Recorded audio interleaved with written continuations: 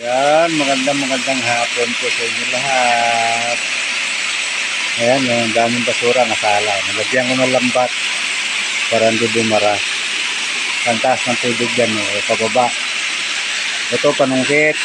Panungkit para mawala yung bara, din ako bababa. Ayan, maambon, buti na lang, ambon lang itong hindi siya ulan.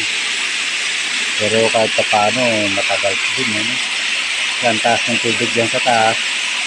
Kapal ng basura. Kung di ko inarangan yan, apaw na naman sigurado dahil ngayon lang umulan. Kaya ito, magpapasko tayo ng ganito.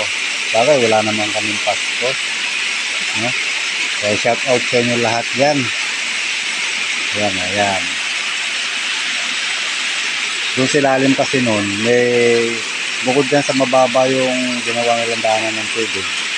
Hinarangan pa nila ng bakal. Hindi pa sila nakontento, hinalangan pa nila ng steel matting dyan sa ilalim. Kaya ginawa ko naman, sinalo ko yung mga basura dyan sa net, malapit na mapunit.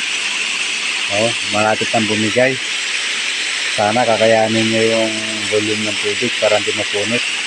Yan,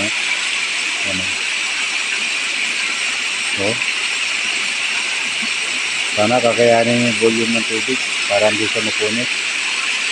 Patigil na rin naman yung ambon at pag mawala yung tubig, iaahon namin yan para maitapon sa tapat na kalalagyan. Ayan, ganito yung sitwasyon sa amin dito, Pag umuulan, salin-salo lahat ng basura. Grabe, wala talagang disiplina ang mga tao rito. Ayan.